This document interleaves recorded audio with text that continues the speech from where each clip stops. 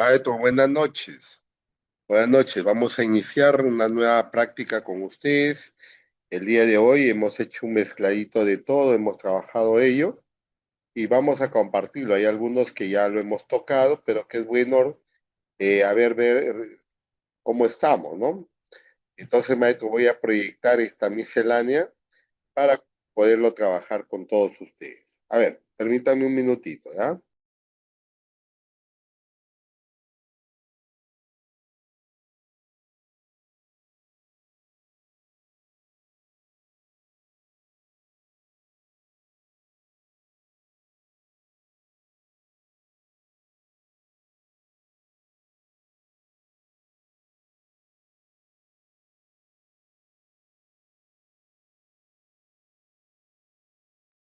Bien, aquí tenemos la práctica, maestro. Vamos a iniciar con ello y necesitamos de que participemos de manera activa, ¿ya? Vamos a ir viendo cada uno de estos casos. A ver, dice acá. A ver, vamos a ver. Carmen y Leonardo, dos estudiantes, suelen participar juntos en las mismas actividades y se llevan muy bien. Sin embargo, hace una semana han tenido un conflicto durante la realización de un trabajo en equipo. La docente considera que la situación en la que se encuentran los estudiantes puede ser resuelta por negociación. A ver, ya no voy a explicar nada de negociación. ¿En cuál de las siguientes alternativas se anuncia un compromiso que involucra habilidades socioemocionales para resolver conflictos? ¿Dónde involucra habilidades? Pero es negociación, ¿ya? Ambos estudiantes le prometen a la docente responsable que dirían la verdad y que aceptarían las soluciones que ella plantee. Ambos estudiantes reconocen que entablar un diálogo será útil para resolver sus desacuerdos y es que se escuchan tratando de comprender al otro. Ambos estudiantes están de acuerdo con aceptar las condiciones que haya establecido su compañero para evitar el conflicto y mejorar su relación de amistad. A ver, en dónde vemos habilidades socioemocionales y en dónde vemos la negociación. ¿En la A, en la B o en la C? Vamos, maestros. Ahora sí. ¿Cuántos estamos en línea? Estamos 7. Ahora sí, vamos, maestros. Ya empezamos por acá. Hay una respuesta. La B, la B, la B. ¿Quién más se anima?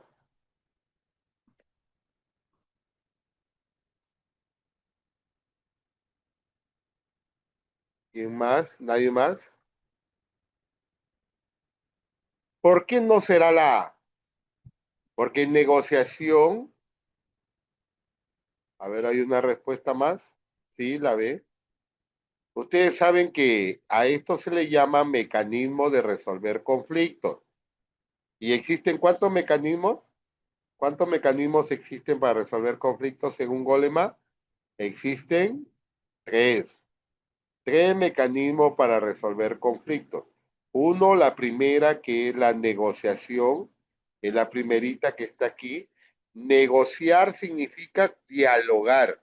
Recuerda que para resolver conflictos, toda resolución de conflicto hay que reunir dos requisitos, el diálogo y el consenso. Eso no estamos olvidando. En la negociación, en la mediación, en el arbitraje, tiene que haber diálogo y tiene que haber consenso. ¿De acuerdo? Todo, eso es lo que plantea. Sino que la diferencia está que en negociación solamente dialogan y toman consenso las partes que están involucrados en el conflicto. En esta parte solamente van a dialogar Carmen y Leonardo. Nadie más puede meterse. Si se mete alguien aquí en medio de los dos y hay un tercero, ya no es negociación, sino hay una mediación y hay un tercero. Y si hay una mediación, entonces ya no es la respuesta, ¿no? ¿Ya? Entonces el otro mecanismo es mediación. ¿No? Mediación. Ambos estudiantes le prometen a la docente responsable que dirán la verdad y que aceptarán las soluciones que ella plantee. Inclusive este ni siquiera es mediación, ni siquiera este es mediación, ¿ah? ¿Por qué? Porque la maestra va a dar algunas soluciones, ¿de acuerdo? Hay un tercer mecanismo que ese ya es un mecanismo de extremo que se llama arbitraje. Arbitraje. Este mecanismo ya es cuando las partes no quieren llegar a ninguna solución por nada del mundo. Y ya vemos personas que somos así, ¿no? Que por más que nos digan hay que dialogar, mira hay que ceder, mira hay que disculparnos, no, que por aquí es imposible. Siempre va a haber un, un tercero que tiene que servir de árbitro, que es la persona que plantea cuál va a ser la solución del conflicto, pero después de haber dialogado, ¿no es cierto? El de acá a la A es un arbitraje. Ambos estudiantes están de acuerdo con aceptar las condiciones que haya establecido, este ni siquiera es arbitraje, ¿no? Ni siquiera en arbitraje puede haber condiciones. En el arbitraje, recuerden que en el arbitraje es un diálogo, las partes conversan, plantean sus propuestas y es el árbitro el quien decide qué hacer al final después de haber escuchado. No es que plantea condiciones, ¿ya? Inclusive este no es ninguna de las tres. La respuesta de negociación sí es acá, ¿no? Porque ambos, que son Carmen y Leonardo, reconocen que entablar un diálogo será útil para resolver sus desacuerdos y así se escuchan tratando de comprender al otro. A este, ¿qué habilidad es? ¿Qué habilidad? Escuchar y comprender a dónde nos vamos. ¿Qué habilidad? Porque aquí nos dicen habilidad socioemocional. Entonces, ¿qué habilidad hay aquí? A ver, alguien que me puede escribir. ¿Qué habilidad? Y vemos ahí. ¿Mm? ¿Ya habían escrito? ¿Ya habían escrito? Ya, muy bien. Asertividad, dice el maestro. ¿Creen que hay asertividad? ¿Ah? Para resolver sus desacuerdos, si es que se escucha tratando de comprender al otro. ¿Qué habilidad hay aquí? Aquí no hay asertividad, porque asertividad es decir lo que uno siente. No hay asertividad. Ah, ya, muy bien. Ahora sí, lo que hay aquí es escucha activa. Aquí sí hay escucha activa. Esa es una habilidad que podemos encontrar aquí, ¿no? Entonces se cumple lo ambos y se cumple. Hay negociación y hay escucha activa, por lo tanto, esta es la respuesta. Muy bien, entonces yo creo que en los mecanismos de negociación estamos muy bien. A ver, vamos acá. La docente desea que Carmen y Leonardo, sigue el caso, resuelvan su problema de forma autónoma. Autónoma. Es igualito que nos dijera que nadie se meta, ¿no? Ellos solitos. Ejercitando sus habilidades socioemocionales, nuevamente acá. Es una pregunta casi similar a la anterior, pero dicho de otras palabras, ¿no? ¿Cuál es la siguiente secuencia de acciones favorece el logro? Hay una secuencia, hay pasos que el maestro le va a decir al alumno. Primero ame esto, segundo ame esto y tercero. Es una secuencia. A ver, vamos a ver. En donde hay una secuencia de acciones que ayuda a que el estudiante resuelva el conflicto de manera autónoma, ¿ya? Y demostrando sus habilidades socioemocionales. Tiene que ver habilidades acá.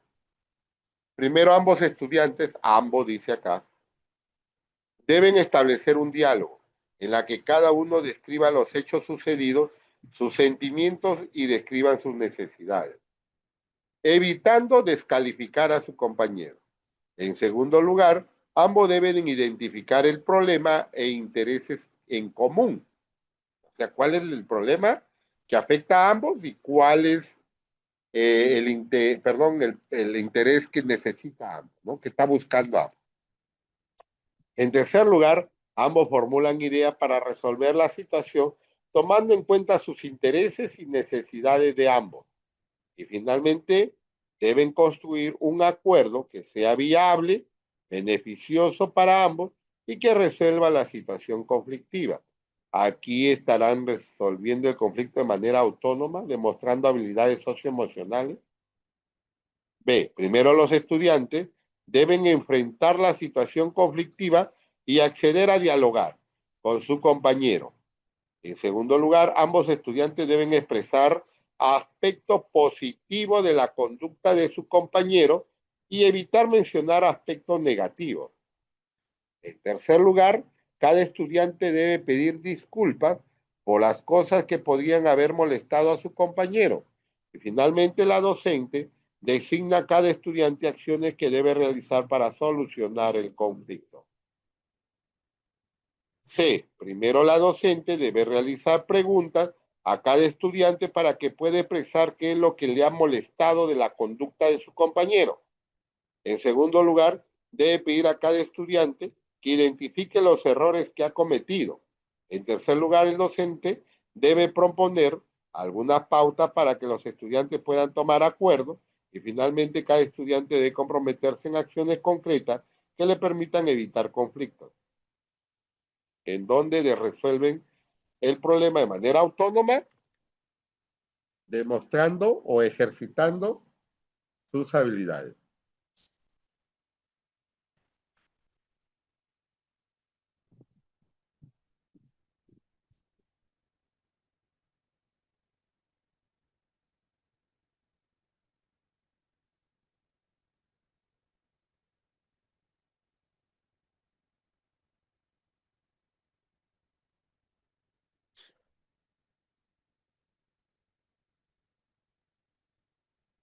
Hay cuatro respuestas. A ver, la A, claro, aquí hay autonomía. La B pareciera, ¿no? Hasta el final que se metió el docente aquí, ya pues si el docente se mete, ya no hay autonomía. ¿Entiendes? O sea, ya ellos ya no lo están haciendo de manera autónoma o lo están haciendo solo. Recuerdo que esta palabrita es como si fuera negociación, ¿no? Como si fuera negociación. Van a negociar. Y la negociación entre ambos, ¿no? Aquí ya hay un docente, acá también el docente ya se metió. Entonces aquí hablamos de arbitraje, porque aquí al final de cuentas el maestro es el que decide. En donde vemos autonomía es que ambos estudiantes dialogan, teniendo en cuenta sus sentimientos, ¿no? En sus sentimientos, sus necesidades. Para tener que ver sentimientos y necesidades y poderlo comprender al otro hay que escucharlo. ¿Entiendes? Porque ojo, va a ejercitar, o sea, lo va a poner en práctica. Entonces, al expresar mis necesidades, expresar mis sentimientos, significa que el otro me va a comprender, significa que el otro va a escucharme, ¿no? Y yo voy a hacer de manera asertivo, voy a expresar mis sentimientos y mis necesidades. Igualito aquí, ambos, hasta que llegan a un beneficio que a ambos le va a resultar bien, o sea, llegan a un consenso. Entonces, sí, pues la respuesta va por acá.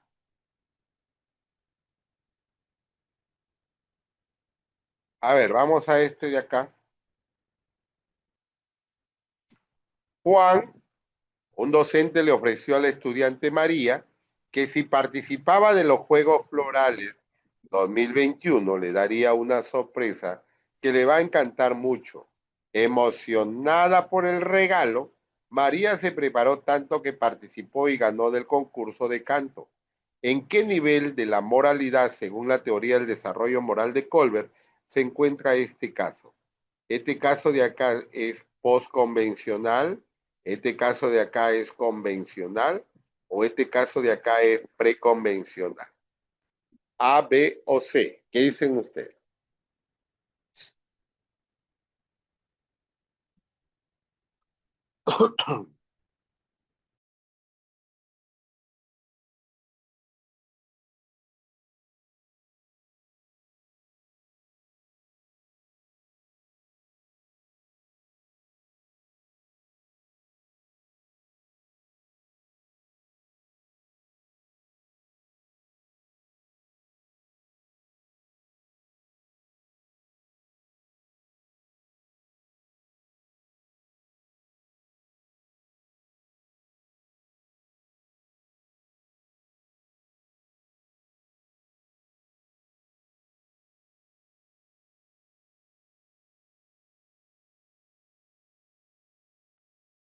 Muy bien, a ver, vamos a ver en dónde están las respuestas.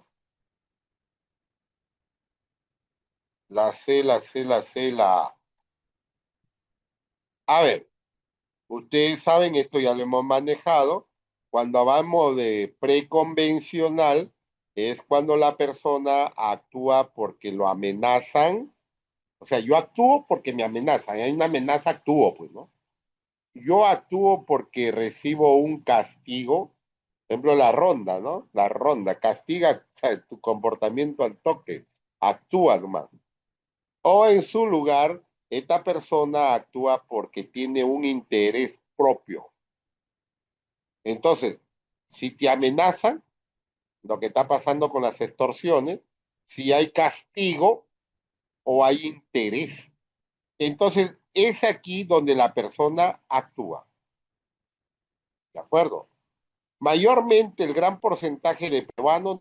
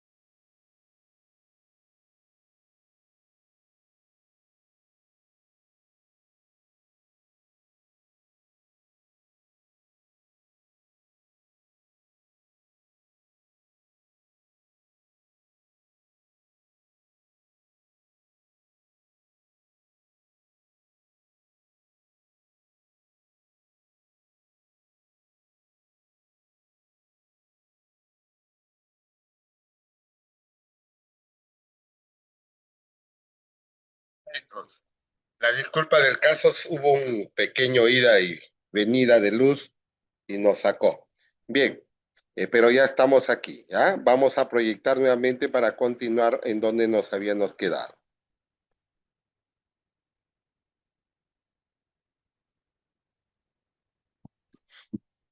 Bien, maestros, aquí nos habíamos quedado. Eh, Vamos a continuar. Aquí estábamos diciendo que el preconvencional es la persona que actúa en base a amenaza, en base a castigo o en base a interés. La convencional es la persona que actúa porque se basa en leyes o porque actúa por amistad. Le decía que te puede traer problemas si una persona maneja ambos. Al menos en una institución educativa es muy peligrosa. ¿Por qué? Porque a algunos sí les aplicamos la norma, la ley, pero a otros sí les favorecemos porque es mi pata y mi amigo y mi chochera, mi brother y todo lo demás. Entonces, eso genera un divisionismo. A eso genera la protección que hay del director a ciertas personas. Entonces, no puede ver eso, ¿no? Y el post convencional, que es lo máximo, es aquel que actúa en base a los principios éticos, mayormente el de justicia, ¿no? Justicia, principios éticos de equidad, de felicidad, ¿no? Tú sabes que lo mínimo para ser ético en la vida es ser justo. Si no hay justicia en cada uno de nosotros, no podemos llamarnos personas éticas. No lo digo yo, lo dicen muchos autores, ¿no? Muchos de los autores hablan. La ética empieza con la justicia. La persona que no somos justos, ahí tenemos un problema ético. Bien, entonces aquí, en este caso de los juegos florales, estamos viendo aquí que María se preparó, sí, porque le darían una sorpresa, o sea, hay un interés. O sea, si actúa por interés, este caso es preconvencional, preconvencional. A ver, el de acá. Dice, el docente Pedro en una oportunidad llegó 30 minutos tarde a su centro de trabajo debido a que en el camino una señora sufrió un desmayo y él decidió llevarla al hospital.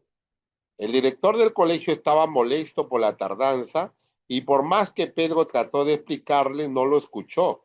Al contrario, basándose en las normas vigentes, informó a la UGEL para su descuento de Pedro, ¿cierto? ¿En qué nivel de la moralidad, según la teoría del desarrollo moral de Colbert, se encuentra la actitud del director? ¿Esta actitud del director es postconvencional, es convencional o preconvencional? A ver, maestro,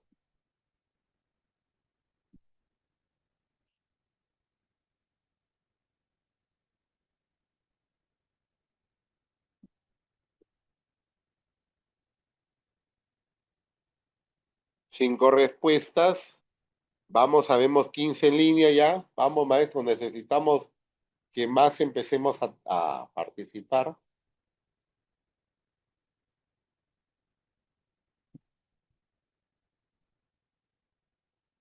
Siete respuestas, ocho. ¿Qué dicen las respuestas? Todos se van por la B. Claro, aquí actúa en base a normas, leyes. ¿De acuerdo? Es la convencional. Muy bien. A ver este caso de acá. Dice, un docente detectó que tres estudiantes habían sustraído una evaluación una semana antes de ser aplicada. Tres estudiantes han sustraído. Al enterarse de lo sucedido, el docente se enteró, ¿no? El docente entrevistó a cada uno de los estudiantes. Uno de ellos le dijo que si bien él no necesitaba conocer la evaluación con anticipación para garantizar su buen rendimiento y reconocía que podía ser castigado por ello, él dice, ¿no? Ayudó a su compañero porque uno de ellos estaba corriendo el riesgo de ser desaprobado y como ellos son amigos, no podían permitir que eso sucediera si él podía hacer algo al respecto. ¿Por qué lo expresado por el estudiante acá? evidencia un razonamiento moral convencional. ¿Por qué esto es convencional? Según la teoría del desarrollo moral de Colbert. Porque este de acá, la actitud del compañero que dice, si bien él no necesitaba conocer la evaluación con anticipación para garantizar su buen rendimiento y reconocía que podía ser castigado por ello, ayudó, dice a su compañero, porque uno de ellos estaba corriendo el riesgo de ser desaprobado y como ellos son amigos, no podían permitir que eso sucediera. Esto es convencional, ya lo dice acá.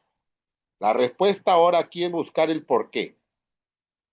Dice, porque justifica su acción en función de las consecuencias directas como castigos o recompensas que podría recibir, porque justifica su acción en función a sus valores, principios y formación ética, o porque justifica su acción en función de la aprobación de personas significativas para él, o en función de brindar ayuda a los que son importantes para él. A, B o C.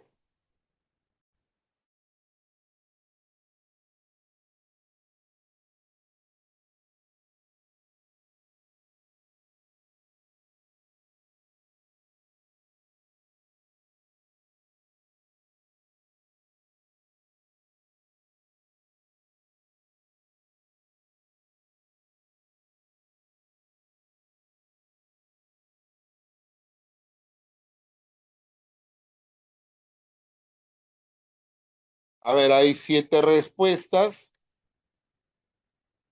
que dicen la respuesta. Ok, pero hay una B, ¿ah?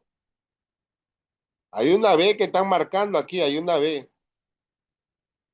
Aquí hay valores de este muchachito. Si hubieran valores, actuara bajo sus principios éticos, ya no fuera convencional, fuera postconvencional. Y aquí dice convencional. Y la convencional es cuando la persona actúa en base a leyes o por amistad. Aquí está actuando por amistad. Pero te está pidiendo la explicación, ¿no? Y la explicación está en la C, pues. Porque justifica su acción en función de la aprobación de personas significativas para él, o en función de brindar ayuda a los que son importantes para él. Nada más. Miren, cualquier caso que venga, que aquí se muestre castigo, que aquí se muestre una amenaza, que aquí se muestre un interés, yo tengo que marcar preconvencional. Si aquí hay un caso que venga que se basa en normas, a leyes, yo tengo que marcar la convencional. O se basa por amistad, actúo por amistad, porque es mi amigo, porque es mi pata, porque lo ayudé, porque tuve un convenio con él, entonces es convencional. Y todo aquel que es principio ético, valores, justicia, responsabilidad, ¿entienden? Felicidad. Entonces estamos hablando de postconvencional según Colbert, ¿ya? Según Colbert. Y acá lo tenemos, miren, acá lo tenemos. ¿Se dan cuenta? Existen los 3 niveles. Niveles 1, la preconvencional. Nivel 2, la convencional y la postconvencional. Actúa bajo controles externos, obedece para evitar castigo por su propio interés. ¿No es cierto? Obedece, muestra castigo, ¿no? Dice aquí se basa en las normas, que figura autoridad y preocupa por ser bueno de complacer a otros y de mantener un orden social. Aunque hay muchos adultos que nunca lo alcanzan, ¿no? Por complacer a otros o por las normas.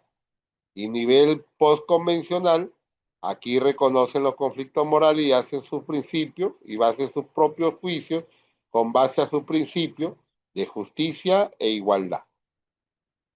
¿Se dan cuenta? Eso es lo que dice Colbert, ¿no? Inclusive Colbert habla de estadios, ¿no? Cada uno de los niveles tiene estadios. Significa, cada uno tiene 2 estadios, ¿no? El el convencional y el postconvencional. Cada uno tiene 2 partes, ¿no? Aquí el estadio está la heteronomía y el individualismo. Actúa por premio castigo o por intereses. Está acá, ¿no? El convencional que actúa en base a una expectativa personal o en base a un sistema de conciencia que viene a ser la norma, ¿no? Y el otro, que es el contrato social, ¿me entiendes? Sí, defiende los derechos, pero de manera ético, y aquí él mismo lo dice, ¿no? Principios éticos universales, de igualdad, respeto y autenticidad, ¿no? O sea, aquí están los estadios más claros que plantea Colbert, ¿no? Bien, a ver, vamos acá. Una docente de cuarto grado ha solicitado a los estudiantes realizar un proyecto en equipo. Luego de varios días de haber iniciado el trabajo, uno de los equipos no ha alcanzado el nivel de avance esperado según el cronograma que acordaron en conjunto. La docente ha identificado que en este equipo los estudiantes han experimentado dificultades para trabajar juntos. ¿Cuál de las siguientes acciones los docentes es más pertinente para favorecer el trabajo cooperativo en el aula? Esto lo plantea Vygotsky. Vygotsky dice trabajo cooperativo, pero también él habla del trabajo colaborativo, pero más se centra aquí, ¿no? En el cooperativo. A ver, voy a explicar un poquito esto, de repente se han olvidado algunos, y luego ya buscamos la respuesta. Mire, dentro del trabajo en equipo, maestro, ¿qué cosa es un trabajo en equipo? Un trabajo en equipo es aquel grupo que trabaja en común acuerdo, utiliza como principio la democracia, la participación activa, la ayuda mutua, tienen en conjunto lograr una meta, etcétera, y aquí no hay jefe, sino hay líder. Ese es un trabajo en equipo. Pero dentro del trabajo en equipo hay dos formas de trabajar, dos formas de trabajar en equipo. Y esto lo plantea Vygotsky, lo vuelvo a repetir. Un trabajo que es un trabajo colaborativo, ¿ya? Un trabajo colaborativo. Y el otro trabajo, que es el trabajo cooperativo, que es la que nos están dando acá. ¿De acuerdo? Voy a silenciar a un audio que está prendido. A ver un ratito, ¿ya? Ya lo silencié. Muy bien. Entonces, miren, ambos son muy buenos, como dice Vygotsky, ¿no? Ambos son muy buenos. Pero ¿en cuál es la diferencia?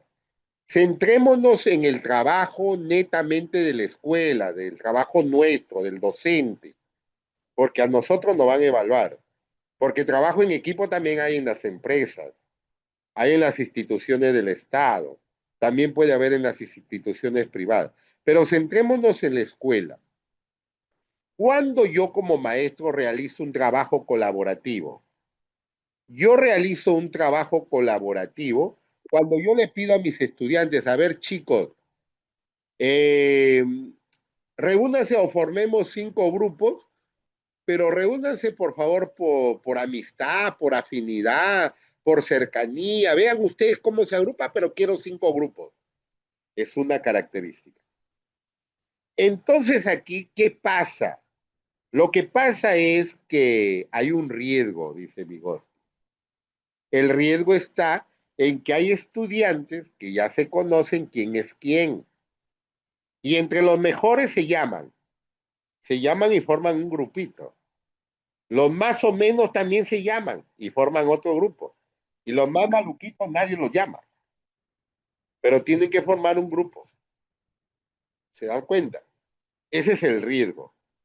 Por eso es que Vygotsky dice un trabajo colaborativo funciona muy bien en una aula donde todos los estudiantes casi están en el mismo ritmo de aprendizaje.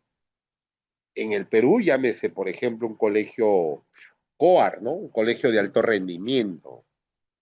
Ahí sí, pues, porque ahí todos son buenos, ¿no?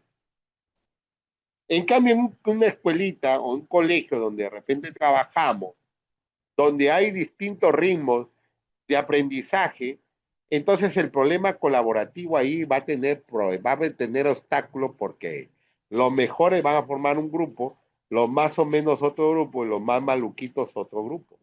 Lo que pasa que aquí en el trabajo colaborativo vamos centrándonos en el maestro, porque ahí hay que mirarlo. El maestro aquí está pensando en que se tenga que ver los resultados. En otras palabras, resultados estoy hablando que el alumno tenga que hacer sus productos o sus evidencias. Aquí el maestro está pensando más en el resultado, que se haga la tarea, sea como sea, pero que se haga. O sea, él está pensando más en los resultados, ¿de acuerdo? En los resultados, ¿de acuerdo? Entonces aquí en la evidencia está pensando más en el trabajo que van a hacer los alumnos. Él no piensa aquí en el cómo lo van a hacer. Aquí el maestro no está pensando si van a haber trabajos buenos o malos o regulares. Aquí lo que quiere el maestro es que se haga la evidencia, se den los resultados, ¿entiendes? Nada más. En el trabajo cooperativo es al contrario. Aquí la estrategia es de que el maestro es quien los agrupa, porque el maestro es quien los conoce en el aula. Entonces ya aquí sabe que el maestro quién es bueno, quién es más o menos, quién es malo, ¿no? Entonces ya uno a cada grupo los coloca y los empieza a armar de manera equitativa los grupos para que pueda haber competencia. Entonces aquí el maestro, ¿qué está pensando en más? Aquí está pensando en el proceso más que en el resultado. Aquí más en la primera piensa más en el resultado que en el proceso. Aquí piensa más en el proceso que en el resultado. O sea, en otras palabras, aquí el maestro en el trabajo cooperativo está pensando más en que la forma en cómo se va a hacer el trabajo. Entonces, Vygotsky, ¿qué dice? En una escuela o en una aula donde el ritmo de aprendizaje es distinto y los niveles de aprendizaje también, entonces aquí lo que se recomienda es un trabajo cooperativo. ¿Por qué? Porque el maestro al pensar en el proceso, los resultados van a ser mejores. Mejor, ¿se dan cuenta? Pero le va a costar más trabajo al maestro, más trabajo después los organizar y todo lo demás, ¿no? Muy bien. Entonces, dicho esto, aquí vamos a buscar cuál de las siguientes acciones docentes más pertinentes para favorecer el trabajo cooperativo en el aula.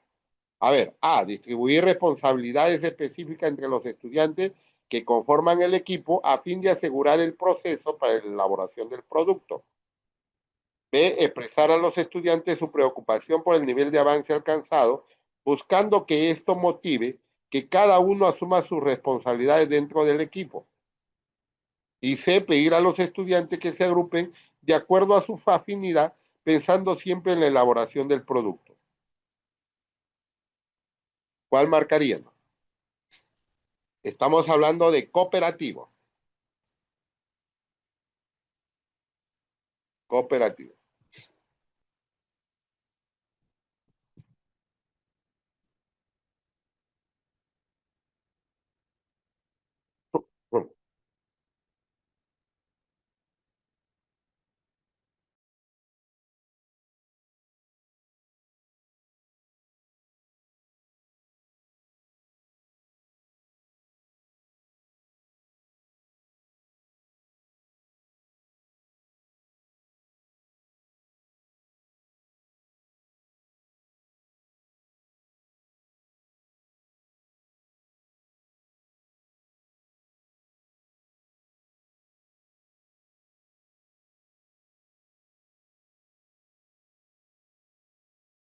Hay 9 respuestas. Vamos a ver si me han incomprendido. Me imagino que no hay problema. Todos han marcado.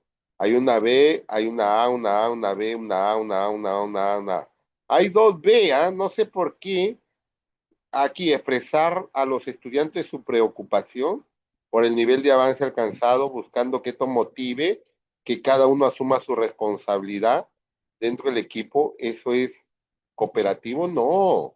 Cooperativo es porque el maestro es quien los agrupa y el maestro es quien está pensando en el proceso más que en el resultado.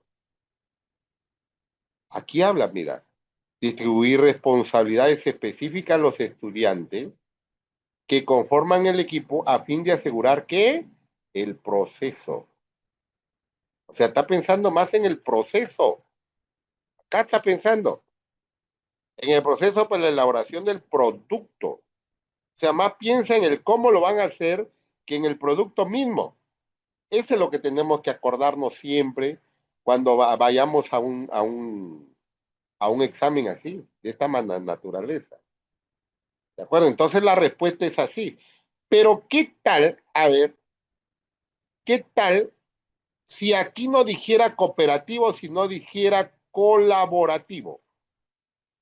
Si dijera colaborativo, en esta palabrita aquí, colaborativo, la pregunta que yo les hago, ¿cuál marcarían?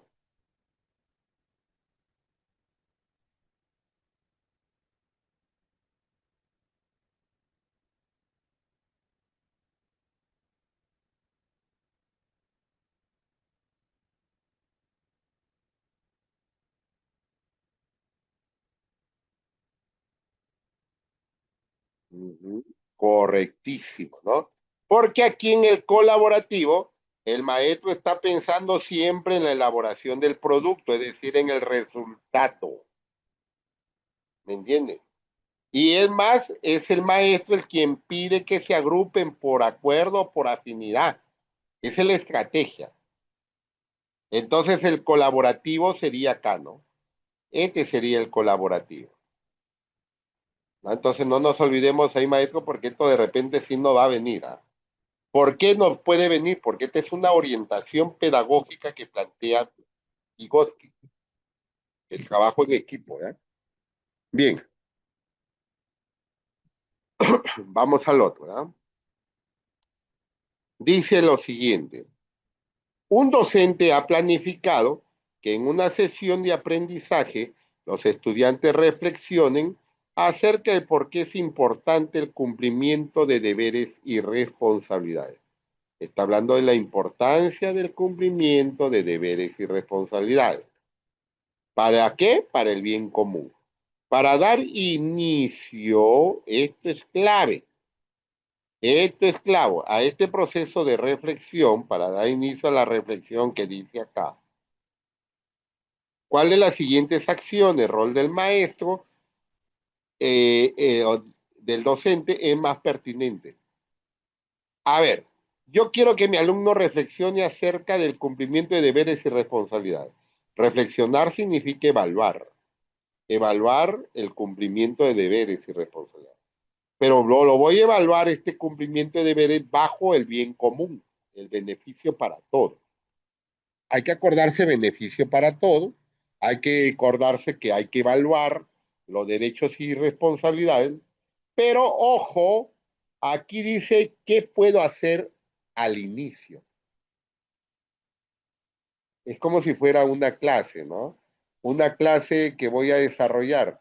A ver, la clase tiene inicio, tiene desarrollo y tiene cierre. Toda clase tiene inicio, desarrollo y cierre.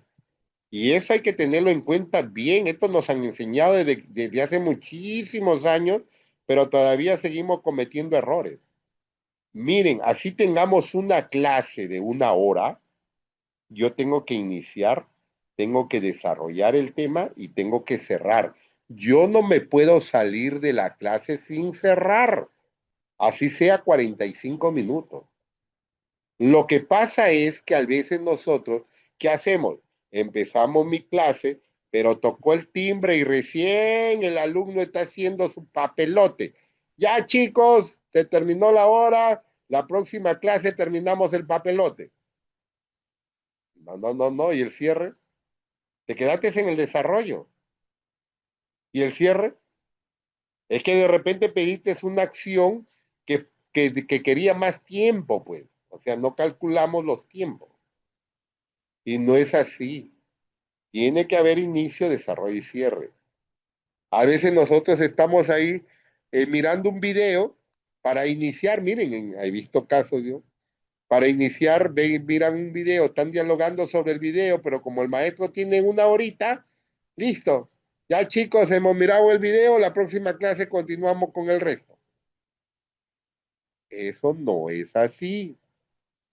Toda clase, así sea una horita, tiene que tener inicio, tiene que tener desarrollo y tiene que tener cierre. ¿De acuerdo? Ahora yo pregunto, pero ustedes dirán, pero profe, una clase puede durar, un tema puede durar para dos, tres clases. Claro que sí, claro que sí. Pero ahí la que mande la habilidad cognitiva. Por ejemplo, hoy día, por ejemplo, podemos decir, voy a trabajar el asunto público, el asunto público.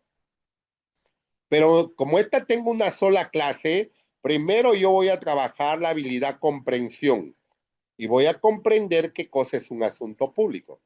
Entonces, inicio, desarrollo y cierro. ¿Cómo lo puedo hacer?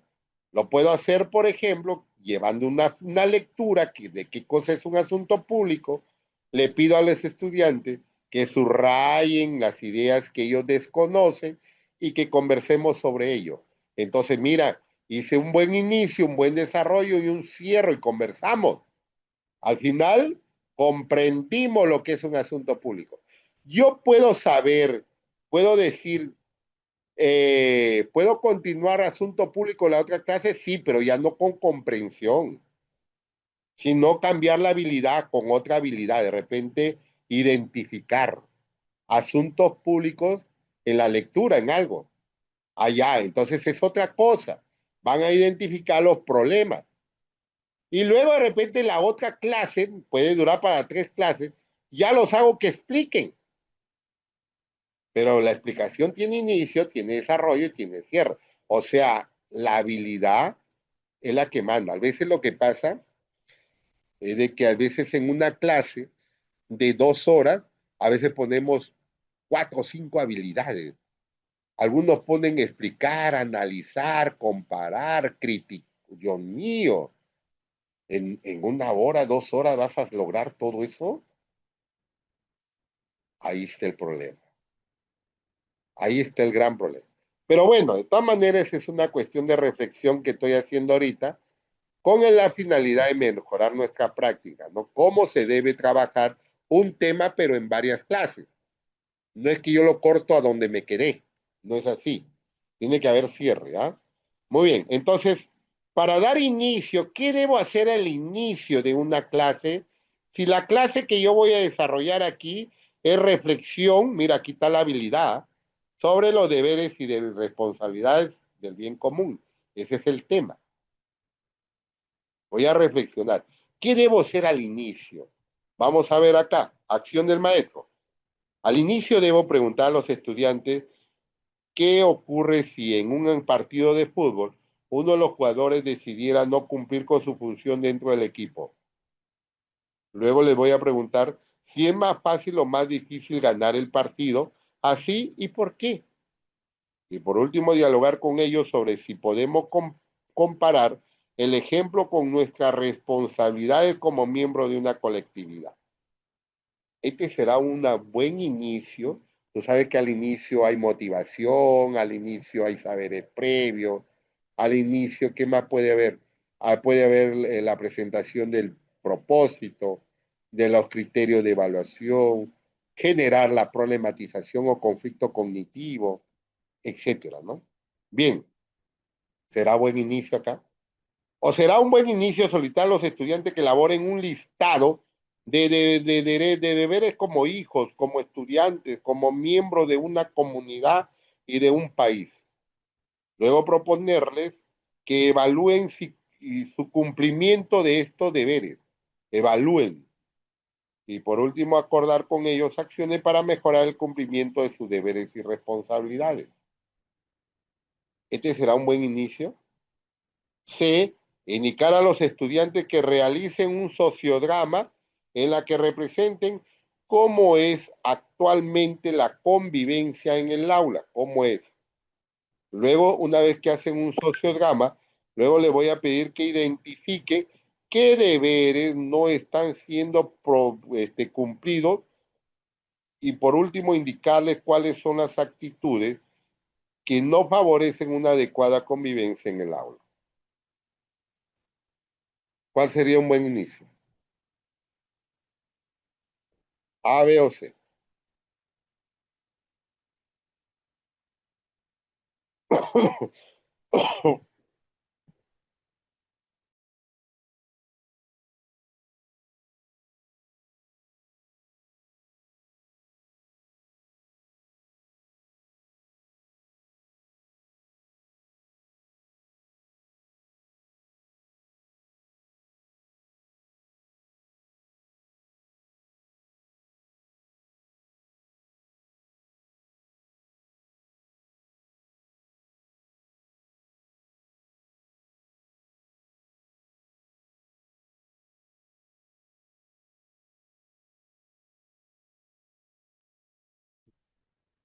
Hay 5 nomás están participando, habemos 18 en línea.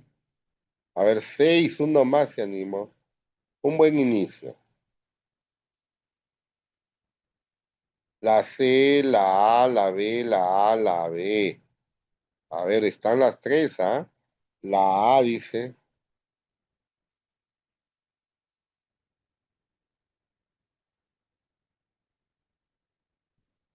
la A dice Antonio al final. Bien, expliquemos. ¿Qué dice acá? ¿Qué dice aquí? Dice acciones. Y cuando hablamos de acciones, estamos hablando del rol del maestro. No te olvides esto, maestro, porque al final de cuentas, esta es la que te va a dar de ganador en el examen. Si tú olvidas, deja de lado esta palabrita, puedes tener muchos errores. Les vuelvo a repetir, cada vez que venga la palabra acciones, yo me voy a preguntar cuál es el rol del maestro y el rol del maestro es ser mediador. ¿Qué significa mediador? El mediador es el que pide al estudiante que lo haga. Que el maestro sí puede explicar, pero puede explicar la estrategia, pero no el tema. El maestro no puede dar la explicación del tema ni tampoco puede dar propuestas, porque eso lo tiene que hacer el alumno. ¿De acuerdo? Entonces, ahí vamos. Miren los que han marcado la C. Hacerles un sociodrama es excelente. Sería un buen inicio, ¿no? Porque es un poquito más vivencial. Es un poquito más vivencial. Pero miren lo que está haciendo al final. Al final, el por último les va a indicarles cuáles son las actitudes que no favorecen una adecuada convivencia. ¿Qué significa aquí? Que el maestro está dando las actitudes. Y si el maestro da las actitudes, significa que está haciendo el que da, perdón, está dando la propuesta, por lo tanto, es un protagonismo. Y este tipo de alternativas se anula. Ya venimos haciendo varias prácticas aquí en esto. La B, ¿será un buen inicio? Ojo, o será un buen desarrollo. A ver, evalúa pues, este es un buen inicio, este es un buen desarrollo de la clase. Yo puedo decirle de frente a rajatabla, entro al aula, chicos, buenos días, por favor háganme un listado de deberes como hijo, deberes como estudiante, deberes como miembro de una comunidad, deberes como miembro de un país y evalúenlo, por favor, su cumplimiento. ¿Así empiezo yo mi clase? ¿De frente me voy al grano? No, pues. Eso se hace ya en el desarrollo mismo, ¿no? Aquí lo que yo puedo hacer, lo más fácil es ponerle un ejemplo en el fútbol y luego compararlo. Si eso está cumpliendo o no cumpliendo, es como sacar, motivarlo al alumno. Recuerda que esta es una motivación. ¿Qué hacemos al inicio de la clase? ¿No motivamos? ¿No sacamos saberes previos? ¿No generamos problematización? ¿Acaso no presentamos el propósito? Ahí está, pues. ¿Se dan cuenta? Entonces aquí está ¿Me entiende? Aquí lo que el alumno está haciendo es motivarlo con otro temita, pero que al final jala a lo que son deberes y responsabilidades, porque al final lo dice, la respuesta es la A, ¿de acuerdo? La respuesta es la A. A ver, vamos a ver acá. Lee el siguiente testimonio de un adolescente. El alumno, ¿qué dice, no? Siempre he contemplado las escenas cotidianas como si fueran parte de una película. No tenía una filmadora, dice el alumno, ni siquiera una cámara fotográfica, pero era como si ensayara hacer una película en mi mente, ¿no? O sea, era un apasionado a la película. El año en que terminaba la secundaria, me hice la famosa pregunta, ¿qué estudiaré? En mi comunidad no pude hallar respuesta a esta pregunta. Ya en la ciudad supe que quería hacer película, pues no, desde pequeño, ¿no? Lo está diciendo que de pequeño le gustaba.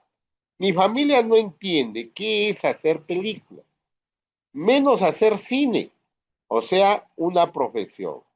Pero la verdad, dice, yo creo que toda mi vida me he preparado para ello, ¿no? Sé que lo haré muy bien, dice el alumno. Deseo contarles a mis padres cuál es realmente mi pasión. Ahora que pertenezco a un taller audiovisual, ahora ya, o sea, este fue su sueño, pero ahora ya lo hizo realidad. Ahora que pertenezco a un taller audiovisual, tengo la oportunidad de hacer mis pininos en el cine, o sea, mi primera ganancia, ¿no? Mis primeros grabaciones y que le genera algunos ingresos, ¿no? Me siento libre y feliz, claro, si es su pasión, ¿no? Me gustaría mucho conversar este tema con ellos, pero me resulta difícil hacerlo. ¿Cuál de los siguientes procesos del desarrollo se evidencia principalmente en el testimonio? Aquí el alumno estará hablando del desarrollo de la identidad.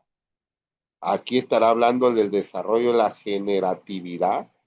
O aquí estará hablando del desarrollo de la capacidad creativa.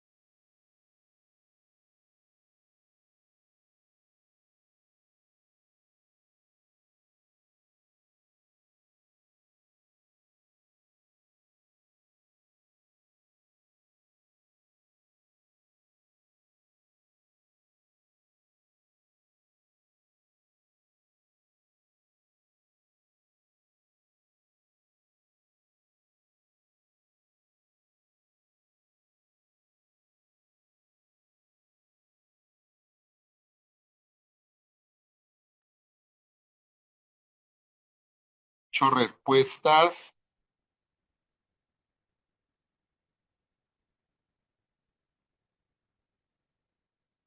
Ya, muy bien, Marcial, les voy a explicar, no hay problema. La C, la C, la C, la C, la C, la C, la C. A ver, voy a explicar, ¿ya? Cuando hablamos del identidad, ¿qué significa?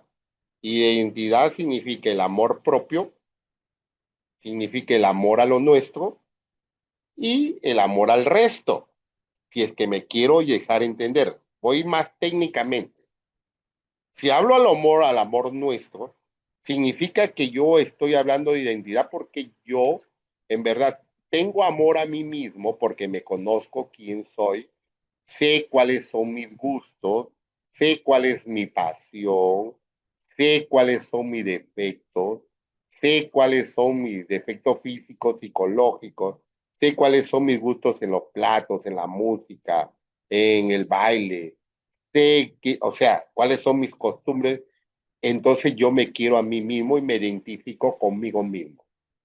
Estamos hablando de identidad personal. Si hablamos de identidad cultural, es porque conozco cuáles son mis costumbres, mis creencias, la forma de vivir de mi pueblo, sé cuáles son ¿cómo se llama? Su cultura de mi pueblo, y yo lo quiero, yo lo amo, me identifico, lo cuido, participo de ello. Hablamos de identidad cultural. Y cuando hablamos de una identidad holística, universal, es cuando yo aprecio, quiero, valoro cultura de otros países. A eso se llama identidad holística, le llaman algunos autores, otros le llaman identidad global o también le llaman identidad universal. Por ejemplo, el amor, el aprecio que yo tengo a Messi. ¿Messi es peruano? ¿Podemos hablar de una identidad cultural? No. El aprecio que yo le tengo, el cariño que yo le tengo, me estoy identificando con un jugador que tiene una cultura distinta. O a veces soy hincha de un baladista, ¿no? De un músico, de un cantante. Viene un cantante extranjero al país y llenan el estadio. Dios mío, al menos que venga BTS, los jóvenes se amanecerán una semana antes en el estadio. ¿Por qué? Porque tienen una identidad holística. ¿Se dan cuenta? Ahora, la cuestión del proceso del desarrollo de la generatividad es cuando una persona se preocupa por las futuras generaciones. Por ejemplo, nosotros, los maestros, que estamos preocupados por las futuras generaciones en tener que formarlos, educarlos, guiarlos. Igualitos son los padres. Igualito de repente puede ser la sociedad misma, hay organizaciones. Entonces están preocupados en tener que desarrollar la generatividad. Y aquí el desarrollo de la capacidad creativa es cuando hacemos algo nuevo, algo distinto o algo mejorado, cuando hay innovación. Ahí está la capacidad creativa. Aquí vemos al caso el cine, al caso la filmadora. ¿Lo creó el alumno? ¿Es algo nuevo? No. Aquí lo que está haciendo es que el alumno se está identificando con lo que le gusta. Aquí el alumno se está identificando con su pasión. Entonces no puede ser la C, porque la C es hacer algo distinto que otros no hacen o mejorar algo que ya está hecho. ¿No es cierto? No puede ser la capacidad creativa. No puede ser generatividad. Aquí lo que existe es una, a ver, vamos a ver. Ah, ya. Aquí lo que existe es identidad, pero no es cultural, no universal ni holística, sino es una identidad personal. ¿De acuerdo? Personal. Muy bien.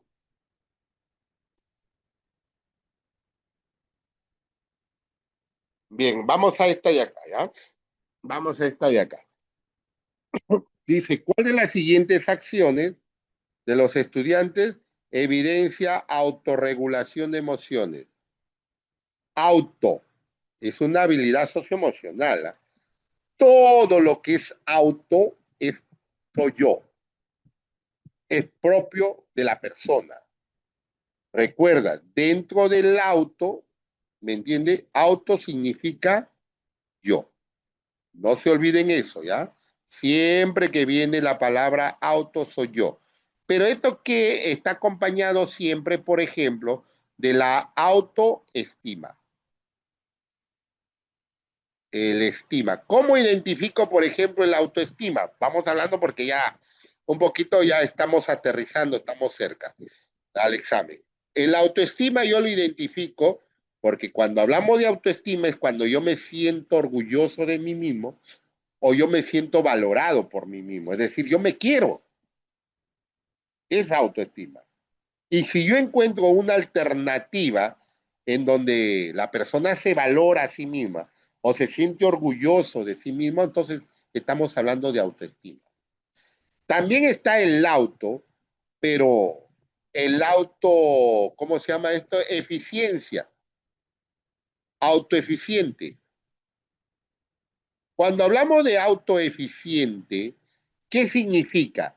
de que yo demuestro mis habilidades y mis capacidades para hacer un trabajo.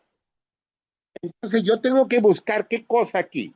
Yo tengo que buscar una alternativa que mencione que yo tengo habilidades o el maestro lo hace que el alumno reconozca sus habilidades, sus capacidades para desempeñar o realizar una tarea, un trabajo. Ahí está el secreto. Hay, por ejemplo, aquí la autorregulación emocional. Cuando hablamos de autorregulación emocional, que es el caso que está aquí, yo tengo que hablar de qué cosa, de un control de emociones. Hay emociones positivas y hay emociones negativas. Por ejemplo, la risa es buena si es buena, pero reírse exageradamente ya es una pasión, entonces ya no es bueno, ¿no? Llorar es bueno si es bueno porque desfogas, pero gritar llorando ya no, pues hay que regularlo, ¿entiendes? La envidia, la maldad, el odio, la cólera, que son emociones negativas, hay que regularlas, sí. ¿Qué dice, por ejemplo, aquí Goleman? Goleman dice, para poder autorregular una emoción, primero respira. Lo que él dice, el stock, ojalá de que con esto me puedan grabar bien, ¿no? Él plantea el stock, cualquiera de ellos puede estar acá, ¿no?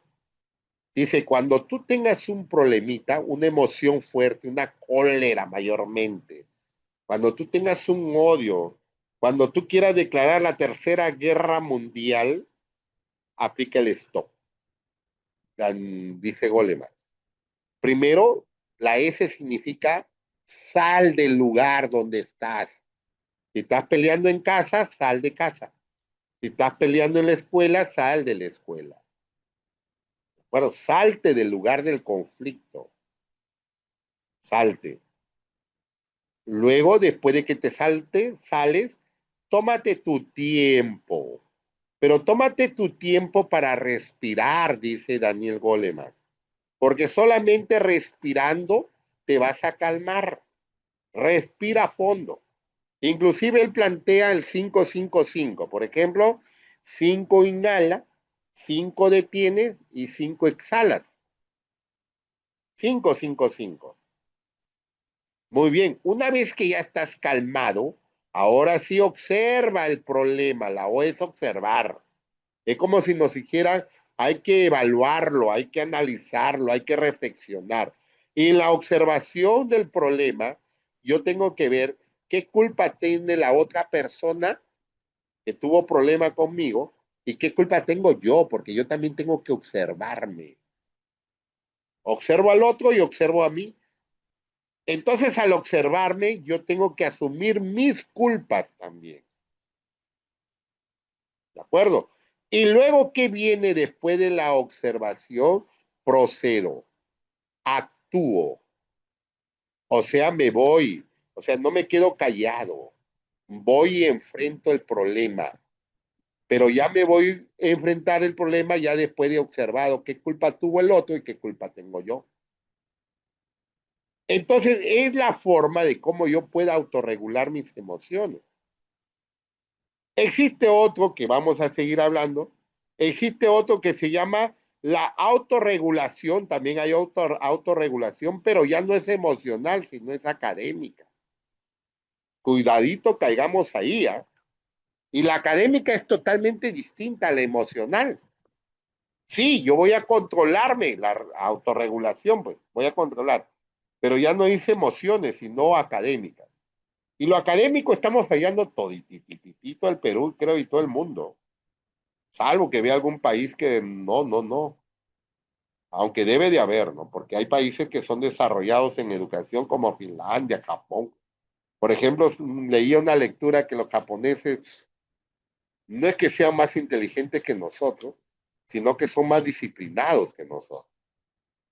Porque hay grandes científicos de la NASA, la mayor porcentaje de científicos de la NASA son latinoamericanos, no se olviden eso. Son latinoamericanos. ¿Ah? Muy bien. entonces significa que nosotros sí somos inteligentes. Lo que pasa es que no tenemos autorregulación académica. Lo que pasa es que nosotros los peruanos dejamos para mañana lo que tenemos que hacer hoy. A ver, ¿para cuándo la planificación que nos pidió el director? Ah, todavía es para el día viernes, ¿no? Hoy estamos lunes. Ah, falta todavía. Y así somos todos. Mira, yo también tengo que cumplir una tarea y no lo hago porque todavía me faltan 5 días, mira, ¿no? ¿Te das cuenta? Y a veces somos así, no tenemos autorregulación académica. Entonces, cuando hablamos de autorregulación académica, no controlamos nuestros tiempos. Dejamos para mañana lo que podemos hacer hoy.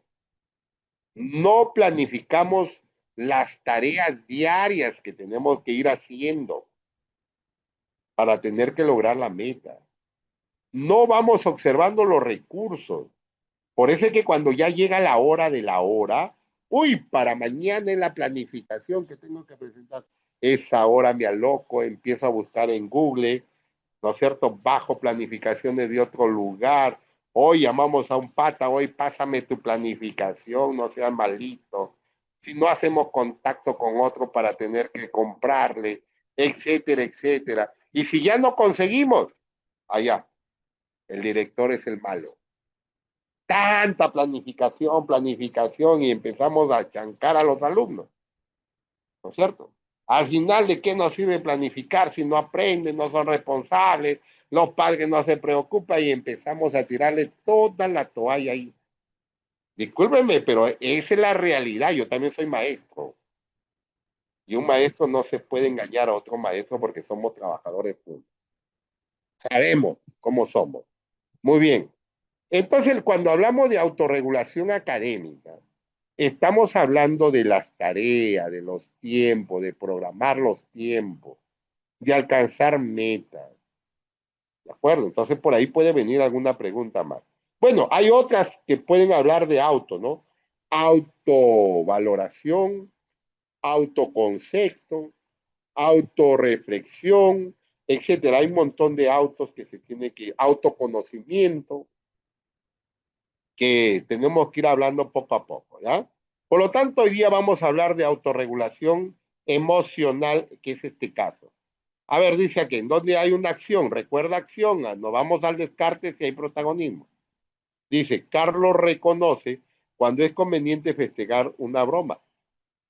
Aquí Carlos estará autorregulando cuando es conveniente festejar una broma. Por ello identifica las circunstancias para festejarla con una sonrisa o con una carcajada.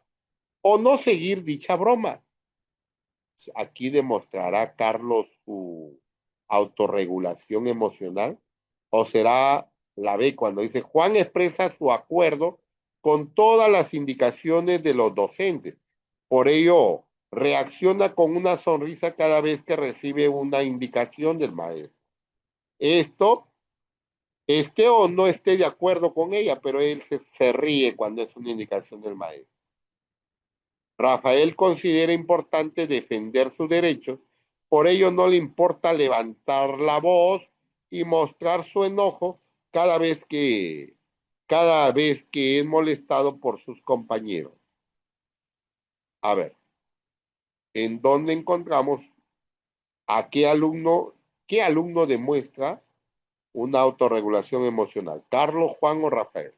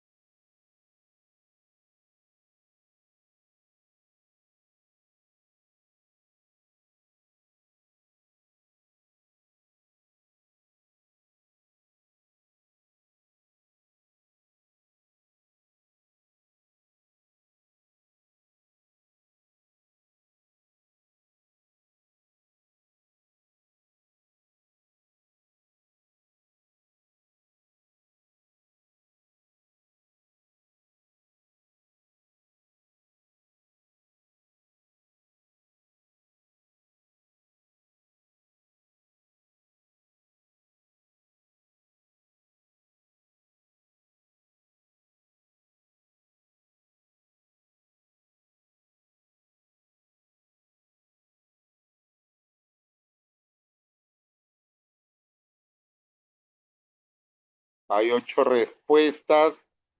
Me imagino que todos están en la misma, me imagino yo. Excelente, excelente. Acá, ¿no? Aquí vemos que Carlos solito se autorregula, porque él dice aquí, yo sé cuándo festejar una broma, sé cuándo reírme fuerte, despacio, o cuándo no reírme, ¿no? Prácticamente así lo dice, ¿no? La respuesta sí es la A. Bien, creo que me pasé una. Ah, ya, aquí estamos hablando qué cosa es autorregulación, ¿no? Dice el caso aquí, ¿en cuál de las siguientes situaciones se evidencia una vulneración de derechos? ¿En dónde se vulnera o se agrede o se transgrede un derecho, ¿no? Dice, José es portador del VIH, ha postulado a un puesto de trabajo en la oficina de sistema de una empresa y ha pasado exitosamente la prueba de selección del personal. Sin embargo, la última parte del proceso de selección es un examen médico que influye en una prueba obligatoria del diagnóstico del VIH. Aquí habrá una vulneración de derecho. María presenta ceguera. Ella se ha esforzado mucho en su preparación para postular a una carrera en una universidad privada y pasó por el proceso de admisión adecuado a la discapacidad que presenta. Sin embargo, luego de la evaluación, no ingresó. Aquí habrá vulneración de derecho o será la C. Felipe pasa con su vehículo por una zona donde se realiza un operativo policial. No ha cometido ninguna infracción al reglamento de tránsito ni ha infringido ninguna ley. Sin embargo, los efectivos policiales le pidieron que detenga su vehículo.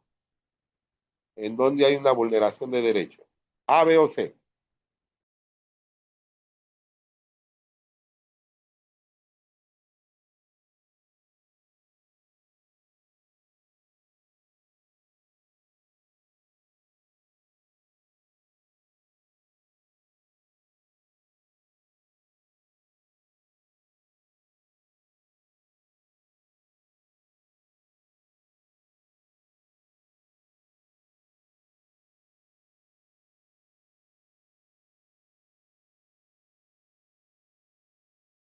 A ver, vamos, maestro, vamos, vamos. ¿Cuál marcarías? ¿A, B o C?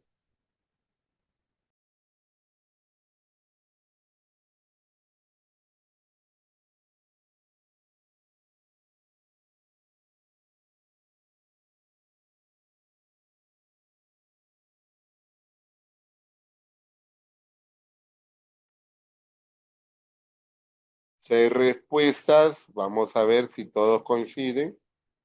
Está la A, la B, la C, la C, la A, la C, la C. A ver, el último que dice la C y la A. Muy bien. O sea, inclusive hay la B. También hay uno que ha marcado la B. A ver, vamos por la B, porque es la que tiene menos. Miren, a María es ciega. Ella se preparó para postular a una universidad pública. Ella dio el examen de admisión y le dieron de acuerdo a su discapacidad que presenta, o sea, le brindaron condiciones, le brindaron condiciones. Pero sin embargo, después de la evaluación, no ingresó. Aquí hay vulneración de derechos, o sea que todos los que no ingresan a la universidad le están vulnerando sus derechos. No, aquí no hay ninguna vulneración de derechos, sino que lamentablemente en un examen algunos ingresan, otros no ingresan, pues. Esa es la lamentable, por lo tanto, esta no es. La C, que es la segunda que menos han votado. Felipe pasa por un vehículo por una zona donde se realiza un operativo, no ha cometido ninguna infracción al reglamento de tránsito ni infringido ninguna ley, pero sin embargo la policía lo paró. Oye, este es un trabajo de la policía. ¿Acaso nosotros no nos han parado alguna vez cuando vamos en moto, en carro? ¿Es porque hemos hecho alguna infracción? No, porque quieren revisar nuestros papeles, nuestro DNI y todo lo demás. Ya está, todos estamos en regla y seguimos adelante. Ese es parte del trabajo de la policía. Y la norma lo establece, pues, de que tenemos que tiene que haber un control, ¿no? Por lo tanto, aquí no hay ninguna vulneración de derecho. Aquí sí, pues, aquí este José ha pasado, dice aquí, ¿no? Ha exitosamente ha pasado las pruebas de selección de personal. O sea, él ya debería conseguirse el trabajo. Sin embargo, la última parte del proceso de selección en un examen médico que incluye una prueba obligatoria del diagnóstico del VIH. Dice prueba obligatoria, ya lo fregaron. O sea, este pata no es incapaz, lo que pasa es de que ya esta es una trampa, ¿no? Es lo que antes sabía, que ahora no escucho. Por ejemplo, antes sabía, a ver, trabajo sí, una mujer de 18 a tantos años, de tez blanca, de tal tamaño, etcétera. Ahí sí había vulneración de derechos. Entonces la respuesta va por acá. Aquí está la respuesta. A ver, negociación. Ya esto lo hemos explicado, ¿ya? ¿Cuál de las siguientes alternativas expresa una secuencia de pasos que promueve negociación? Pasos a pasos. Aquí hay primero, segundo, tercero, cuarto, no sé hasta cuánto hay. Primero los docentes deben enfrentar, primero los estudiantes deben enfrentar la situación conflictiva y acceder a dialogar con su compañero. En segundo lugar, a ambos estudiantes deben expresar aspectos positivos de la conducta de su compañero y evitar mencionar los aspectos negativos.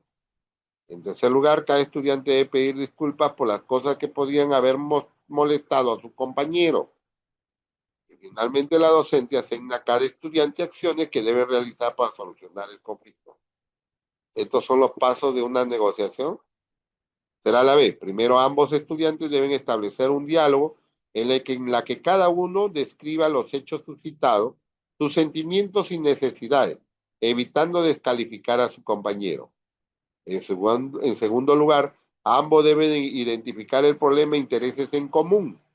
En tercer lugar, ambos deben de formular ideas para resolver la situación, tomando en cuenta los intereses y necesidades de ambos. Y finalmente, deben construir un acuerdo que sea viable, beneficioso para ambos y que resuelva la situación conflictiva. Negociación, ¿ah? C. Primero la docente debe realizar preguntas a cada estudiante para que pueda expresar qué es lo que le ha molestado de la conducta de su compañero. En segundo lugar, debe pedir a cada estudiante que identifique los errores que ha cometido. En tercer lugar, la docente debe proponer algunas pautas para que los estudiantes puedan tomar acuerdo. Y finalmente, cada estudiante debe comprometerse en acciones concretas que le permita evitar el conflicto. A, B o C.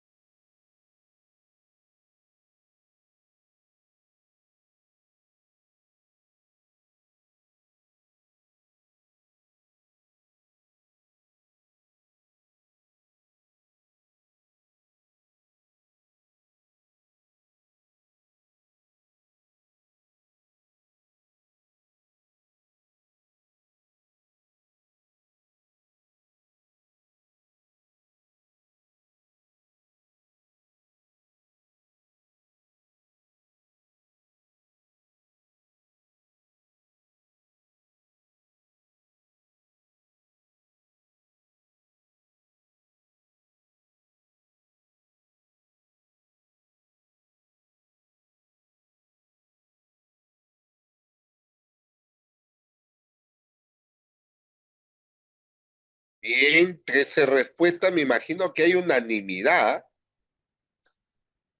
La A, la B, la B, la B, la B. La C dice protagonismo, la B, protagonismo en la C. Ya, muy bien. Pero ¿cuál es la respuesta? Ya el docente debe proponer algunas pautas, ya está, hay protagonismo anulado, muy bien. Y la respuesta es entonces, ¿cuál es? La B, correcto. Aquí hay negociación, ¿no? ¿Ah? Aquí hay negociación. Cada estudiante debe pedir disculpas por las cosas que den. Y finalmente la docente, aquí hay un tercero, ¿no? La docente, aquí hay un tercero. En cambio aquí dice negociación, solamente debe de haber las partes que están en conflicto. Aquí dice ambos, a ambos, en tercer lugar, a ambos, y finalmente construir acuerdo viable, beneficioso para ambos, ambos y ambos. No hay un tercero, la respuesta es la B, pues, ¿no? Bueno, aquí un poquito para explicar lo que es lo que es negociación. A ver, vamos a este caso. ¿Cuál es la siguiente alternativa? Anuncia dos asuntos públicos, ¿ah? Asunto público es problema que afecta a la comunidad. ¿A dónde ves un problema, dos problemas que afectan a la comunidad, al país, a la sociedad, a las personas, cualquiera de ellos, ¿no? Dice, baja asistencia a la iglesia de la localidad. Denuncia de un empleador ante incumplimiento de contrato por parte de un empleado. Aquí hay dos problemas de asunto público. B. Demanda por pensión de alimentos interpuesta por una madre y lesión de deportista en competencia nacional. Aquí habrá dos problemas de asunto público. O C. Llegada masiva de refugiados al país y desembocadura de aguas residuales en el cauce de un río. Donde vemos dos problemas de asunto público. A, B o C.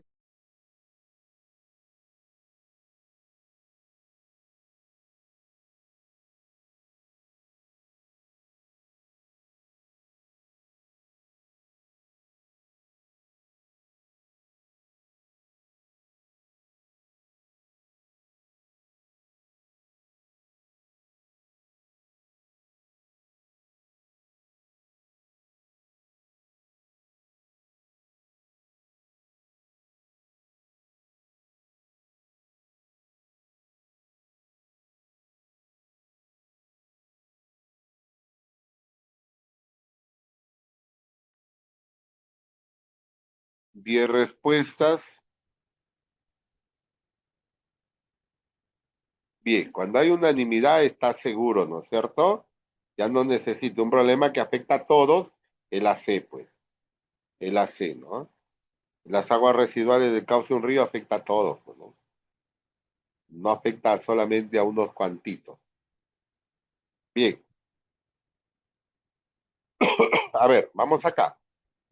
Un estudiante suele enojarse y llorar cuando recibe los resultados de una evaluación y no ha alcanzado los logros esperados. Es muy llorón, se enoja rápido.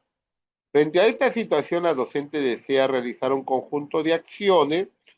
Una de ellas está orientada a promover el autoconocimiento del estudiante en relación a sus emociones y sentimientos. ¿Cuáles son las siguientes acciones? Rol del maestro es más pertinente, todas pueden ser para favorecer este propósito. ¿Cuál es el propósito? Promover el autoconocimiento del estudiante. Autoconocimiento, ya saben, auto soy yo, es propio de la persona. Conocimiento es que yo tengo que conocerme quién soy, ¿no? Es decir, tengo que conocerme cuáles son mis fortalezas y cuáles son mis debilidades, tanto físicas como psicológicas. Cuáles son mis defectos, cuáles son mis virtudes, qué tengo bien y qué tengo mal, cuáles son mis actitudes buenas y cuáles son mis actitudes mal. Autoconocimiento es conocerse de qué pie cojeo. Recuerda aquí que una persona que se conoce a sí mismo tiene autoestima alta, porque aquí una persona que se conoce ya sabe qué defectos tiene y qué potencialidades tiene, qué dificultades. Entonces, esa persona se acepta y se valora tal como es. Se siente orgulloso de tal como es. Entonces, aquí tiene que haber una acción del maestro que hace que el alumno se demuestre a sí mismo que se conoce, conoce sus emociones y sus sentimientos. O el maestro hace una acción para que el alumno conozca sus emociones y sus sentimientos. El alumno tiene que hacerlo, no el maestro. Pide a los estudiantes que recuerde, dice, pedir al estudiante que recuerde cómo se siente cuando no alcance el logro esperado y solicitarle que identifique por qué se siente de esa forma. Aquí habrá autoconocimiento. B. Señalar al estudiante que sus reacciones son exageradas debido a que las calificaciones no son relevantes y asegurarle que eso no determinará su futuro. Aquí habrá autoconocimiento, perdón, del estudiante. Indicar al estudiante cuáles son las emociones que experimenta cuando no ha alcanzado el logro esperado y pedirle que proponga estrategias para autorregular sus emociones. A ver, en donde el maestro hace una acción para que el alumno se conozca a sí mismo.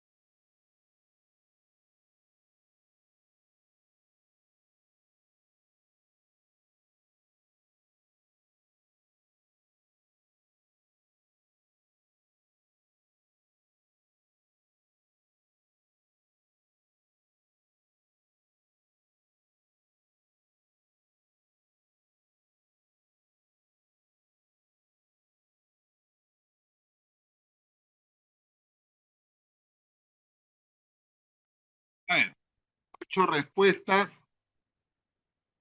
Me imagino que todos están en el mismo camino. Excelente, ¿no? Está por acá porque ya prácticamente si yo voy a señalar al estudiante que sus reacciones son exageradas y todo lo demás, estoy siendo protagonista y es una acción que tengo que realizar, ¿ves? Son acciones. Acá también le voy a indicar cuáles son sus emociones. Hay protagonismo, dos para anular al toque nomás. Lógico que la A es la respuesta, ¿no? Aquí que recuerde cómo se siente. Ahí va a reconocer sus fortalezas y sus debilidades. A ver, vamos a ver acá. Un estudiante de tercer grado hace referencia permanentemente a sus éxitos en los deportes frente a otros compañeros que no han alcanzado los mismos logros. Habla con frecuencia de las felicitaciones que recibe de sus padres y de los docentes por un buen desempeño. Inclusive ha realizado comentarios ofensivos, mira, sobre el rendimiento de sus compañeros. O sea, se cree que está por encima de los demás. Se cree que está por encima de los demás. Bien, es una autoestima inflada, se llama esto, ¿no? Frente a la situación descrita, los docentes conversan acerca de los diferentes aspectos que deben tomar en cuenta para ayudar al estudiante. Un aspecto mencionado es promover el autoconocimiento del estudiante como base para favorecer el autoestima. Promover el autoconocimiento para favorecer el autoestima. Yo ya les dije, ¿no? La base de la autoestima es el autoconocimiento. Y aquí hay un caso que están pidiendo, ¿me entienden? Ayudar al estudiante, un aspecto menciona promover el autoconocimiento del estudiante para promover, para favorecer su autoestima. ¿Cuál de las siguientes intervenciones del docente se enfoca en este aspecto? De promover el autoconocimiento para fortalecer la autoestima del alumno. El maestro Luisa dice, yo creo que deberíamos ayudar a que el estudiante reconozca las emociones que les genera resaltar sus logros ante los demás y que reflexione acerca de por qué actúa de esa manera. Esta de aquí hará, promueve el autoconocimiento. José dice, yo creo que deberíamos ayudar a que el estudiante reflexione acerca de cómo está haciendo sentir a sus compañeros con los comentarios que él realiza y que evalúe su comportamiento. Aquí lo estará promoviendo el autoconocimiento para fortalecer su autoestima.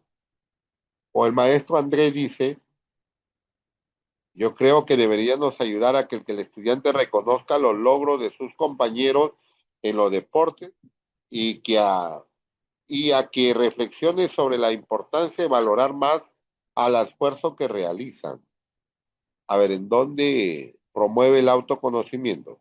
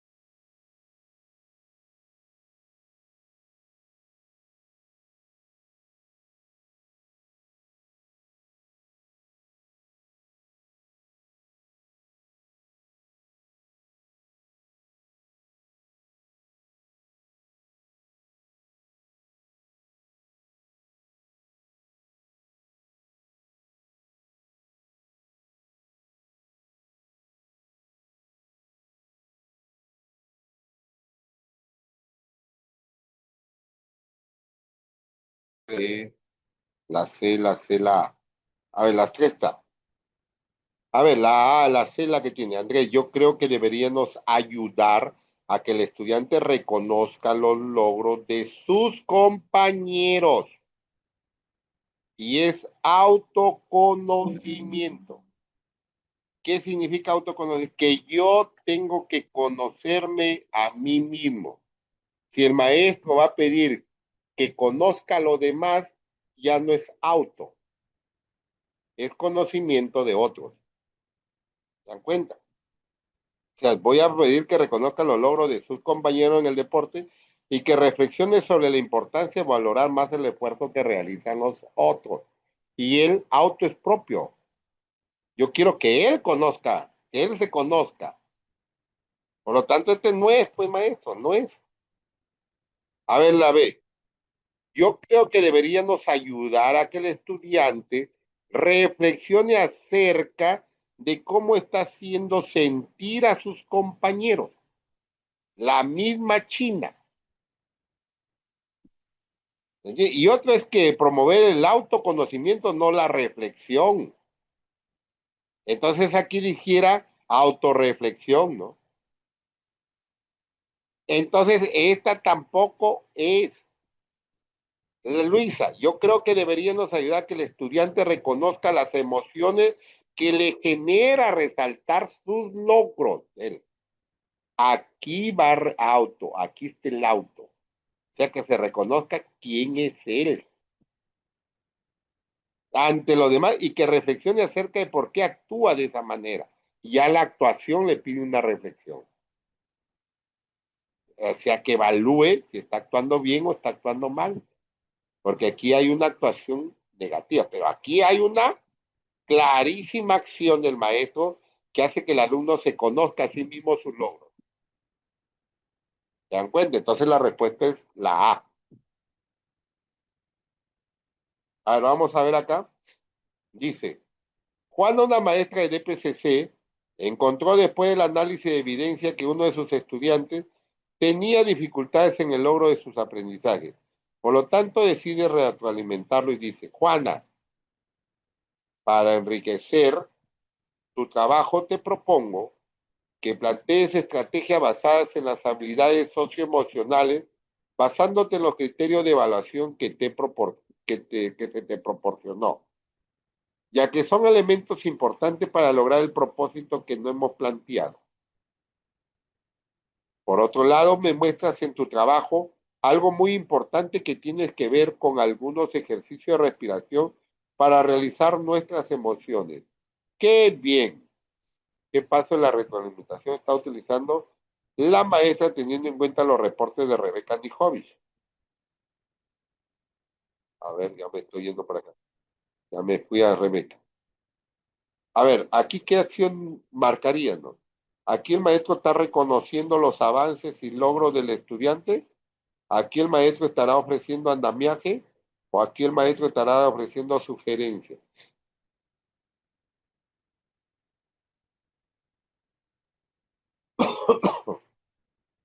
A, B o C.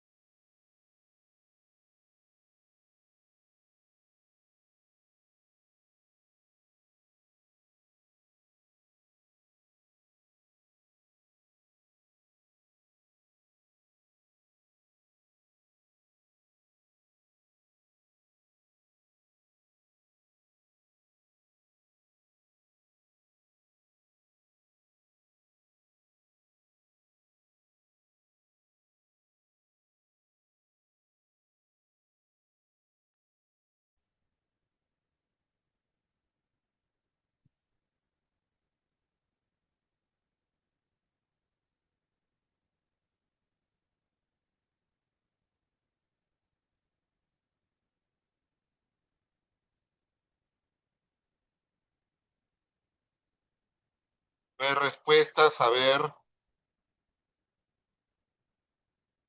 la C, la C, la C. Bien, miren, aquí nomás para recordarles un poquito, miren, aquí está Rebeca Nijovic, ¿no? Ella habla del círculo virtuoso de la retroalimentación.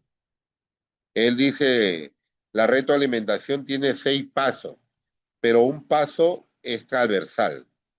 Vincularse con el estudiante es transversal. Este paso transversal es tratarlo bien al alumno, llamarlo por su nombre y todo lo demás. Pero los pasos que son seguidos uno detrás del otro son los siguientes. El primer paso, recuerda que Rebeca dice para retroalimentar al alumno máximo de 20 minutos, más no, 20 minutos máximo, o sea, puede ser menos. Mire, primer paso es ofrecer preguntas metacognitivas. Tú sabes que la pregunta metacognitiva tiene que ver el cómo hizo el trabajo, ¿no? Y aquí es preguntarle cómo hiciste el trabajo, para qué te sirve lo que has hecho, qué dificultades has tenido, cómo lo has superado. ¿Por qué hacer ese tipo de preguntas, dice Rebeca, con la finalidad de poder ver si el alumno de repente sí aprendió, pero que no lo pudo plasmar en el trabajo? Entonces, si ya aprendió, ya no es necesario retroalimentarlo, ahí nomás nos quedamos. Pero si no, pasamos al segundo paso. El segundo paso es detallar el trabajo. Es decir, es devolver el espejo. Aquí está con amarillo que no se ve, pero acá está abajo. Devolver en espejo. Devolver en espejo. ¿Qué significa detallar o devolver en espejo? Significa que yo le pido al alumno que me aclare algunas cosas que ha hecho en el trabajo. Por ejemplo, a ver, aquí has hecho una imagen, ¿qué significa para ti esa imagen? Mira, aquí has puesto una frase, ¿qué significa esa frase? Mira, aquí has empleado un término, ¿qué significa ese término?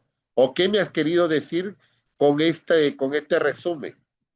O sea, le pido que me aclare el trabajo en algunas cosas que yo creo por conveniente. El tercer paso es reconocer los avances del estudiante, es decir, es valorar, reconocer o valorar. Bueno, valorar le llama Daniel Wilson, pero Rebeca le llama reconocer.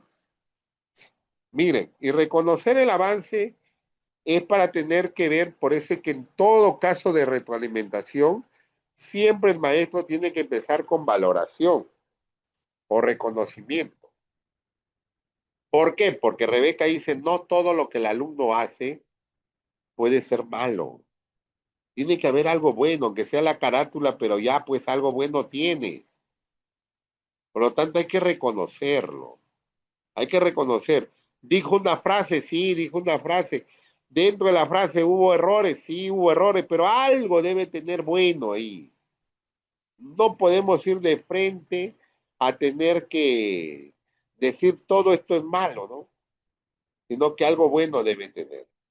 Inclusive Rebeca aquí manifiesta, por ejemplo, cuando tú llames a un padre de familia, por ejemplo, en la hora de atención a los padres, tú llámalo.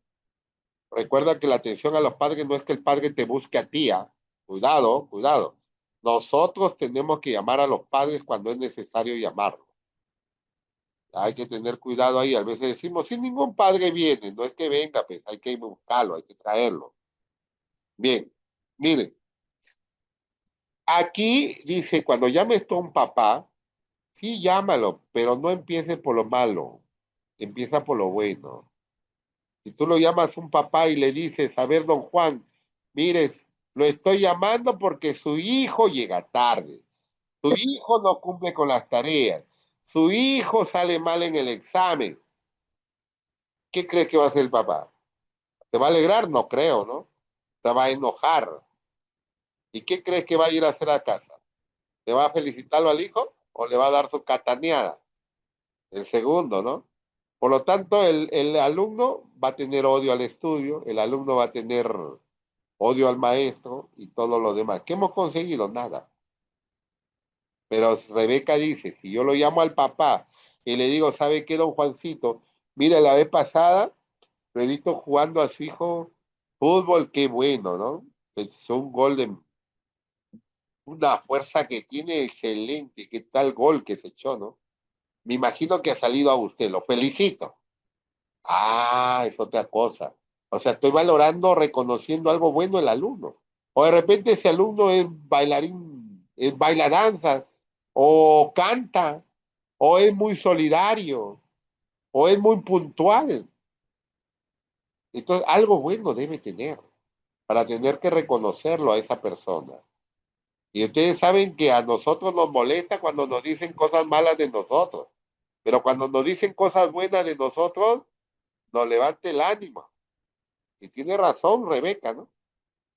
Entonces después le podemos decir, ¿sabe qué? Su hijo es muy bueno en esto, pero ¿sabe qué, don Juancito? Yo quisiera que usted me ayude porque su hijo está llegando un poquito tarde, tiene que ayudarme a que venga temprano. Mire, no está cumpliendo con la tarea, por favor, contróleme en casa para que haga. Entonces el papá va a ir contento diciendo, mi hijo es bueno, pero necesita ayuda. Es otra forma de poder ayudar. Pero en la retroalimentación, Rebeca dice, hay que reconocer lo que el alumno hizo bueno en el trabajo, en la evidencia. Y luego le sugiero algunas cosas para que él pueda mejorar o reconocer su error o dónde están las fallas que él tuvo. Y esto hace que reduzca la brecha, ¿no? Y esto de acá se da el andamiaje, pero el andamiaje se da cuando el maestro ya pide que el alumno hable, pide explicaciones, el alumno ya empieza a dialogar con el maestro, el alumno ya empieza a actuar. Por ejemplo, puede haber un diálogo, el maestro sugiere, pregunta, el alumno contesta, el maestro le dice qué es lo que tiene que, le muestra o le da los materiales para que experimente, el alumno lo va haciendo, entonces ahí hay un andamiaje. El andamiaje se da cuando el alumno actúa, cuando el alumno ya empieza a hacer, cuando el alumno empieza a responder y darse cuenta de su error. Si aquí no vemos que el alumno interviene, en otras palabras, no puede haber andamiaje, no puede haber andamiaje. Entonces, teniendo en cuenta esto, lo que acabo de decir acá, aquí vemos de que el maestro empieza a proponer, a sugerir, pero también reconoce. Entonces, ¿cuál marco? Porque aquí hay, reconoce los avances, pero sugiere también. Hay dos. Andamiaje no hay porque no vemos que el alumno está actuando aquí. No vemos que el alumno responde, no vemos eso. Entonces, no hay andamiaje. ¿No es cierto? No hay andamiaje. Entonces, ¿qué respondo aquí? El que tiene el paso superior, pues. El reconocimiento está en la C y el paso superior es ofrecer sugerencia, que es la D. Entonces, en este caso, tengo que marcar la D, ofrecer sugerencia. ¿Ya? Acá, María, dice María, en uno de los puntos de tu argumentación, acertadamente indicaste que el EPCC ayuda a tener que elevar la conciencia y ahorrar, la conciencia de ahorrar e invertir cuando tengamos una emergencia. Este párrafo está muy bien.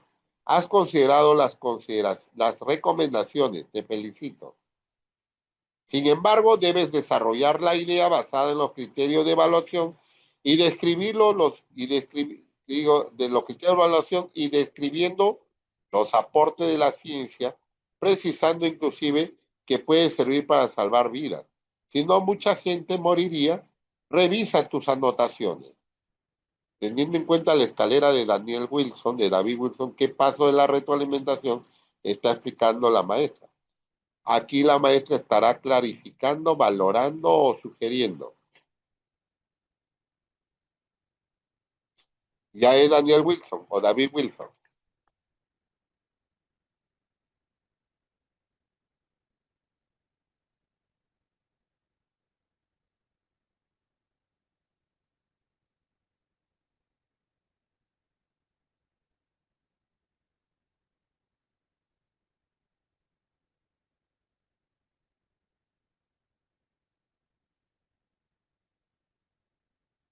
Aquí es lo mismo que el otro, ¿no? Está valorando y está sugiriendo. Entonces se está valorando aquí y está sugiriendo, ¿no? La respuesta también es la C. Porque Daniel Wilson también hace lo mismo, ¿no? Primero hay que clarificar lo que Rebeca le llama detallar o devolver el espejo. Hay que valorar, Rebeca le dice reconocer, hay que expresar inquietudes y hay que sugerir. La sugerencia para Daniel Wilson es la parte más alta, ¿no? Entonces, la respuesta aquí es hacer sugerencias. Bueno, maestros, ahí nos vamos a quedar.